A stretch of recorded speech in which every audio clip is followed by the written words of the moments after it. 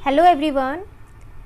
आज की क्लास में मैं आप लोगों को क्लास 10th की जो आपके पास ये आर.डी. शर्मा की मैथ्स की बुक है ना, लेटेस्ट एडिशन है, ये हमारे पास 2023 का ही प्रिंट है। तो इसका मैं आप लोगों को चैप्टर नंबर 6 कराने वाली हूँ, कोऑर्डिनेट ज्योमेट्री। चैप्टर हम ऑलरेडी स्टार्ट कर चुके हैं, ठीक है। तो हम पहले उसके सॉल्व्ड एग्जांपल्स कर रहे हैं, है ना। तो चलिए एक बार जल्दी से बुक में से भी दिखा देती हूँ मैं आपको। तो अगर आप ये बुक देखें, ये आपके पास आर.डी. शर्मा की बुक है, ठीक है। ये आपको पूरा एक इंडेक्स दे रखा है। इसमें हम ये चैप्टर नंबर 6 कर रहे हैं, कोऑर्डिनेट ज्योमेट्री। तो ये हमारे पास है पेज नंबर 264 पे। तो चलिए आते हैं हम अपने पेज 264 पे सीधा। ये है आपके पास चैप्टर नंबर 6 कोऑर्डिनेट ज्योमेट्री, ठीक है।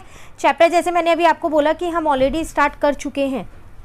तो इसमें हमने इस वाले पेज के पेज नंबर 268 के ये सारे एग्जाम्पल्स, सॉल्व्ड एग्जाम्पल्स कर लिए थे। टोटल हमारे पास ये 5 एग्जाम्पल्स थे इस पेज पे। तो ये 5 एग्जाम्पल हम अपनी लास्ट क्लास में कर चुके हैं। आज हमारे को क्या करना है, इसमें एग्जाम्पल नंबर 6 से स्टार्ट करना है, ठीक है। तो चलिए शुरू करते हैं हम अपने एग्जाम्पल नंबर 6 से। तो यहाँ पर अगर हम अपना एग्जाम्पल रीड करें तो आपसे क्या कह रहे हैं, the coordinate x coordinate of a point P is twice its y coordinate. If P is equidistance from Q and R then find the coordinates of P। देखो आपसे क्या कह रहा है, एक P कोऑर्डिनेट है आपके पास, P है एक, उसके जो x और y कोऑर्डिनेट है ना, उसकी इन्फॉर्मेशन मुझे गिवन है। और क्या गिवन है कि जो x कोऑर्डिनेट है ना वो y कोऑर्डिनेट के ट्वाइस है, ठीक है। साथ के साथ एक और इन्फॉर्मेशन गिवन है कि जो ये P पॉइंट है ना, ये इस Q और R पॉइंट से इक्यू डिस्टेंस पे है। तो फिर बताओ P के कोऑर्डिनेट्स होंगे क्या। क्वेश्चन क्लियर हो गया। CBSE में आया हुआ क्वेश्चन है आपके पास 2010 एंड 2016 में। चलिए अब हम इसका सॉल्यूशन देखते हैं यहाँ पर। तो जो ये सॉल्यूशन है उसको छोड़ के हम अपना सॉल्यूशन करेंगे। कई बार ऐसा होता है कि हमारे को बुक के सॉल्यूशन समझ में नहीं आते हैं, है ना। तो चलिए यहाँ पर करते हैं। तो एग्जाम्पल नंबर हम कौन सा कर रहे हैं, 6 कर रहे हैं।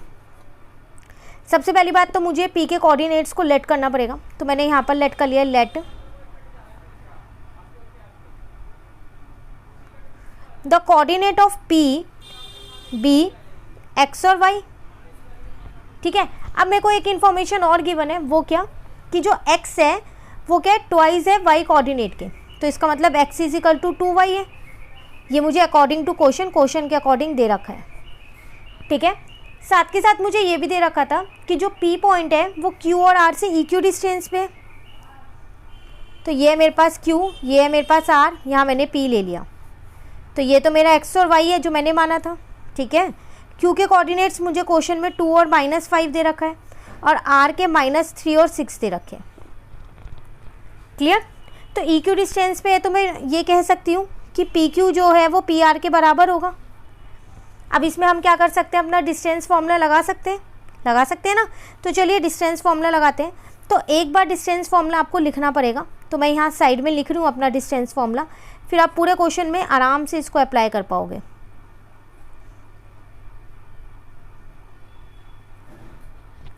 क्लियर। अब मैंने क्या किया, PQ में अपना डिस्टेंस फॉर्मूला लगाया। तो देखो PQ, तो यहाँ पर आएगा x2 - x1 का whole square plus y2 - y1 का होल स्क्वायर, ठीक है। उसी तरीके से मैंने अपने PR में डिस्टेंस फॉर्मूला लगाया। तो आएगा -3 - x का होल स्क्वायर प्लस यहाँ पर आएगा 6 - y का होल स्क्वायर। यहाँ तक क्लियर है, ठीक है। अब दोनों साइड स्क्वायरिंग बोथ साइड करके सबसे पहली बात मैंने ये रूट को हटा दिया है।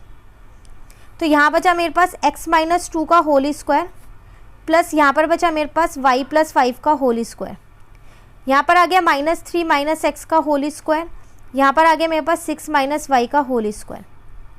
अब देखो आप चाहो तो यहाँ पर x की जगह पर 2y अभी रख सकते हो, क्योंकि आपको ये क्वेश्चन में इन्फॉर्मेशन गिवन थी। तो ये मैंने लिख दिया 2y - 2 का होल स्क्वायर प्लस y + 5 का होल स्क्वायर, -3 - 2y का होल स्क्वायर, यहाँ पर आ जाएगा 6 - y का होल स्क्वायर। यहाँ तक क्लियर है, ठीक है।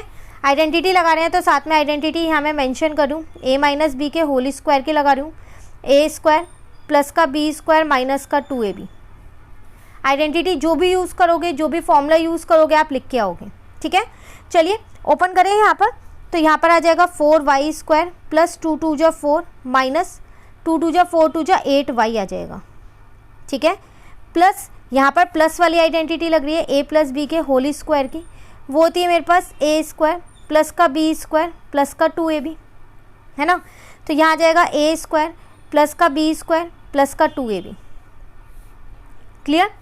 यहाँ पर लगाओ a माइनस बी के होल स्क्वायर की, तो ए स्क्वायर प्लस का बी स्क्वायर, अब माइनस का 2ab होगा, तो लेकिन ऑलरेडी a भी माइनस का है, तो प्लस 3 2 जा 6, 6 2 जा कितना हो जाएगा 12y।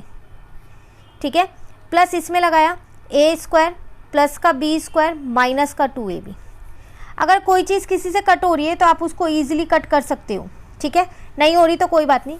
अब देखो यहाँ पर 4y square plus Y square कितना हो जाएगा आपके पास 5y स्क्वायर, ठीक है। 25 प्लस 4 कितना हो जाएगा आपके पास यहाँ पर 29 हो जाएगा। क्लियर। प्लस का 10y है माइनस का 8y है, तो प्लस का 2y हो जाएगा। सॉल्व हो गया इतना आपका। यहाँ पर आ जाओ अब। तो यहाँ देखिए 9 में आप 36 को प्लस कर सकते हो, ठीक है, तो आपका 45 आ जाएगा। 4y प्लस y आपके पास 5y स्क्वायर आ जाएगा। 12y यहाँ प्लस का है और 12y यहाँ माइनस का, ये तो आपस में ही कट गए, ये यहाँ से ये भी कट गया।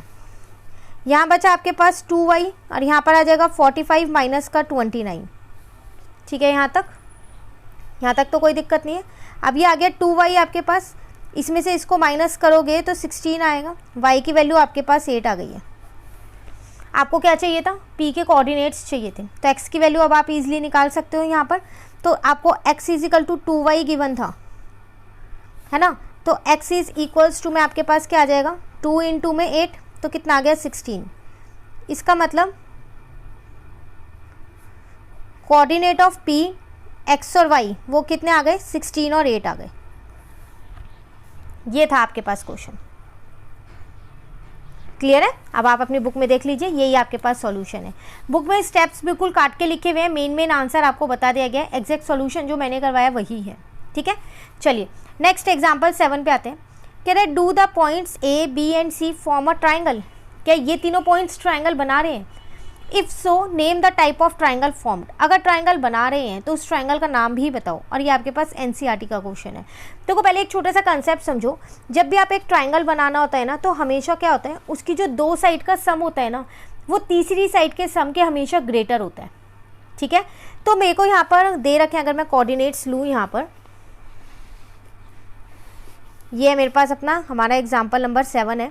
ठीक है, तो अगर मैं यहाँ पर देखूँ कोऑर्डिनेट्स को, पहले मैंने यहाँ पर चलो एक ट्राइंगल छोटा सा बना लिया ऐसी, इसको मैंने ए नाम दे दिया, इसको बी नाम दे दिया, इसको सी नाम दे दिया।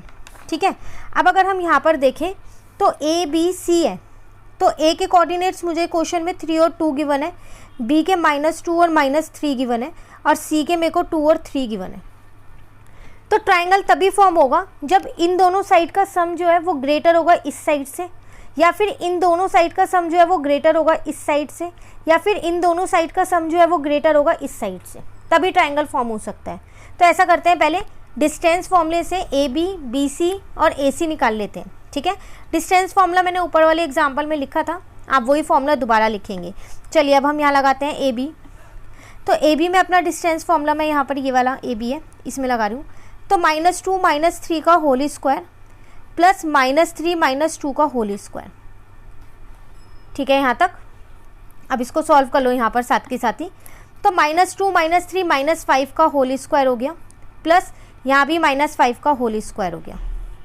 तो ये आपके पास कितना आ जाएगा 25 + 25, तो ये आपके पास आ गया √50। ठीक है, जिसको अगर आप सॉल्व करोगे तो इसकी रूट की वैल्यू भी लिख सकते हो, वरना आप इसको ऐसे भी छोड़ दो फिलहाल के लिए। अब अगर हम बात करें अपने BC की,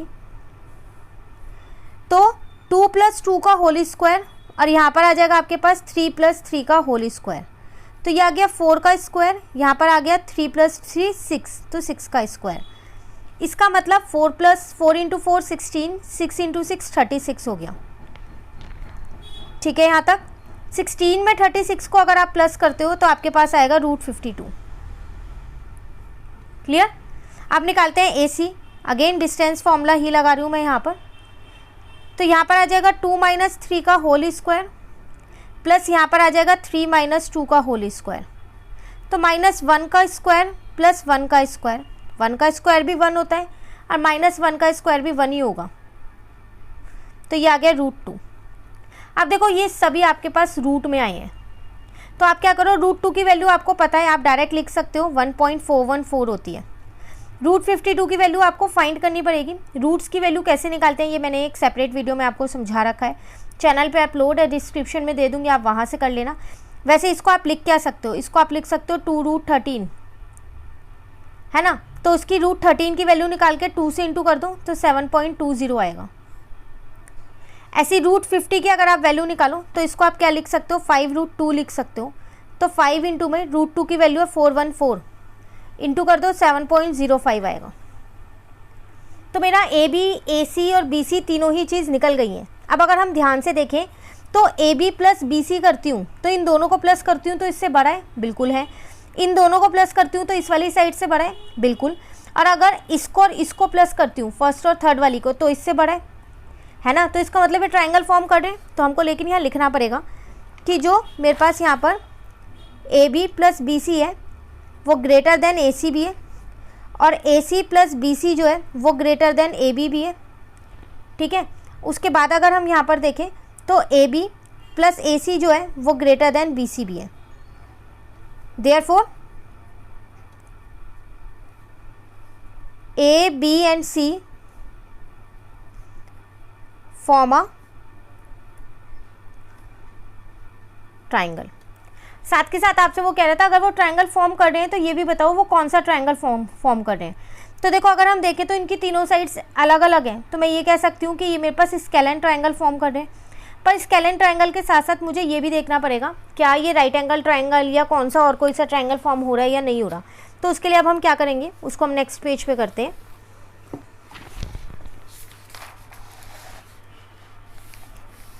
ठीक है, तो मैंने यहाँ पर अपनी तीनों साइड्स तो ऑलरेडी निकाल ली हैं। तो पहले मैं एक बार यहाँ पर तीनों साइड दोबारा से मेंशन करूँ कौन कौन सी निकाली थी मैंने। तो मैंने अपना जो AB निकाला था वो मैंने निकाला था अपना √50, ठीक है। अपना BC जो मैंने निकाला था वो √52 निकाला था, और अपना AC जो निकाला था वो मैंने √2 निकाला था। क्लियर। अब मैं ये देख लेती हूँ क्या AB का स्क्वायर प्लस AC का स्क्वायर BC के स्क्वायर के इक्वल है। मतलब AB square plus AC square बराबर होगा क्या BC स्क्वायर के। चेक करके देखते हैं। √50 का स्क्वायर ये रहा प्लस √2 का स्क्वायर ये रहा बराबर में √52 का स्क्वायर ये रहा। अब यहाँ पर एक बात आती है कि हमने ये ऐसे ही क्यों लिया। देखो जो सबसे बड़ी साइड होती है ना वो राइट एंगल ट्रायंगल की हमेशा हाइपोटेन्यूज होती है ना। और √52 मेरी सबसे बड़ी साइड है, इसलिए मैंने उसको हाइपोटेन्यूज वाली जगह पे रखा। ये परपेंडिकुलर और बेस है मेरे। क्लियर है यहाँ तक। √50 का स्क्वायर करूँगी 50 आएगा, √2 का स्क्वायर करूँगी 2 आएगा, √52 का करूँगी 52 आएगा। इक्वल आ रहा है। तो इसका मतलब ट्राइंगल ABC जो है मेरा is a right angle triangle. तो आपसे कह रहा था कि वो कौन सा ट्राइंगल है, तो वो एक राइट एंगल ट्राइंगल बना रहे हैं। क्लियर हो गया आपका ये वाला एग्जाम्पल। कहीं भी दिक्कत लगे तो पूछ लेना, ठीक है। चलिए अब आते हैं हम अपने नेक्स्ट एग्जाम्पल पे। एग्जाम्पल नंबर 7 हमने कर लिया है। अब हमारे को कौन सा एग्जाम्पल करना है, एग्जाम्पल नंबर 8 करना है। तो एग्जाम्पल नंबर 8 में आपसे क्या कह रहे हैं यहाँ पर, शो द पॉइंट्स। आपको यहाँ पर 3 पॉइंट्स दे रखे हैं, 1 और -1 है, 5 और 2 है, एंड 9 और 5 है। Are collinear. CBSE में आया हुआ क्वेश्चन है, आपके पास कंपार्टमेंट में आया हुआ है। कह रहा है बताओ कि ये तीनों पॉइंट्स कॉलिनियर हैं। देखो कॉलिनियर पॉइंट्स वो पॉइंट्स होते हैं जो एक लाइन पे लाई करते हैं, है ना। पहले इसकी मैं आपको एक फिगर से समझाती हूँ, उसके बाद इसको हम इसका सॉल्यूशन करेंगे। तो ये एग्जाम्पल नंबर 8 है आपके पास। देखो मैंने यहाँ पर एक फिगर वो बना ली, इसको मैंने A, B और C नाम दे लिया। जो 3 पॉइंट्स मुझे दे रखे थे ना, उसको मैंने A वाले को 1 और -1 लिया है, B वाले को 5 और 2 लिया है, और C वाले को 9 और 5 लिया है। अब अगर ये पॉइंट्स कॉलिनियर होंगे ना, तो इसका मतलब AB प्लस BC जो है ना वो AC के इक्वल होना चाहिए, अगर ये पॉइंट्स कॉलिनियर हैं तो। लेकिन अगर ये पॉइंट्स कॉलिनियर नहीं है तो कोई बात नहीं, फिर ये इक्वल नहीं ही होंगे। तो इसका मतलब अब मुझे यहाँ पर क्या करना पड़ेगा, डिस्टेंस फॉर्मूले से AB, BC और AC निकालना पड़ेगा, है ना। तो चलिए लगाते हैं अपना डिस्टेंस फॉर्मूला। पहले मैं AB के अंदर लगा रही हूँ। तो 5 - 1 का होल स्क्वायर प्लस 2 + 1 का होल स्क्वायर, ठीक है। तो ये आ गया 4 का स्क्वायर प्लस ये आ गया 3 का स्क्वायर। 4 × 4 = 16, 3 × 3 = 9। यहाँ तक क्लियर है। तो ये आ गया मेरे पास 5, क्योंकि 16 + 9 25 को डायरेक्ट रूट से निकाल दिया मैंने, 5 कर दिया, ठीक है। अब मैं निकालती हूँ अपना BC यहाँ पर।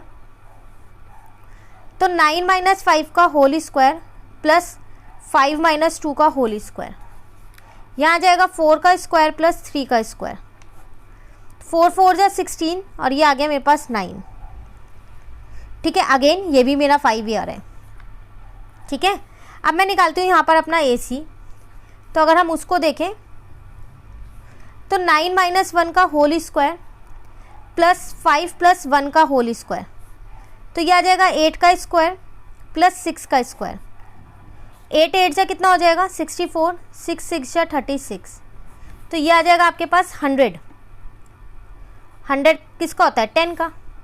तो यहाँ से एक चीज़ मुझे पता चल गई कि अगर मैं अपने AB में BC को प्लस कर रही हूँ तो वो AC के बराबर आ रहा है। 5 प्लस 5 इज इक्वल टू में 10 आ रहा है, तो 10 इज इक्वल टू 10 हो गया नहीं हो गया। तो hence A, B, C are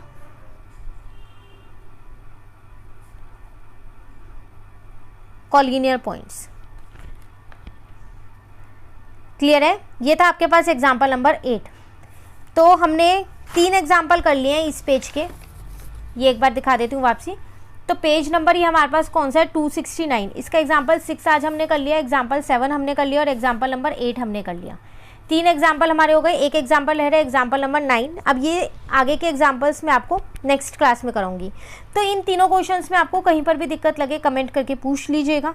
ठीक है, ज़्यादा से ज़्यादा इस वीडियो को अपने फ्रेंड्स के साथ शेयर कीजिएगा, क्योंकि RD शर्मा के जो ये एग्जाम्पल्स होते हैं ये अगर हम इन्हें अच्छे से कर लें तो इसकी एक्सरसाइज करने की भी ज़रूरत नहीं पड़ती। एक्सरसाइज में भी यही सारे क्वेश्चंस होते हैं, सिर्फ वैल्यूज़ चेंज होती हैं। तो इन्हें आप अच्छे से प्रिपेयर कर लीजिए। बुक में आपको स्टेप्स डायरेक्ट सीधे सीधे स्टेप्स में आंसर नहीं दिया होता, कुछ स्टेप्स कट करके दे रखे होते हैं आंसर, तो कई बार हमारे को समझ में नहीं आता। तो इसलिए मैंने आपको बिल्कुल स्टेप बाय स्टेप समझाया है यहाँ पर कॉपी में। फिर भी आपको इन क्वेश्चंस में कहीं पर भी दिक्कत लगती है आप कमेंट करके ज़रूर पूछिएगा। वीडियो अच्छी लगती है तो उसको लाइक ज़रूर कीजिएगा, अपने फ्रेंड्स के साथ भी शेयर कीजिएगा। हर चैप्टर के एग्जाम्पल्स मैं आपको कराने वाली हूँ इस चैनल पे। तो अगर अभी तक आपने चैनल नहीं सब्सक्राइब कर रखा है तो चैनल को सब्सक्राइब कर लीजिए, साथ के साथ बेल आइकन को भी ऑन कर लीजिएगा। तो मिलते हैं कल की क्लास में। आगे के हम कहाँ से शुरू करने वाले हैं, एग्जाम्पल नंबर 9 से हम स्टार्ट करने वाले हैं। ठीक है, thank you, have a nice day.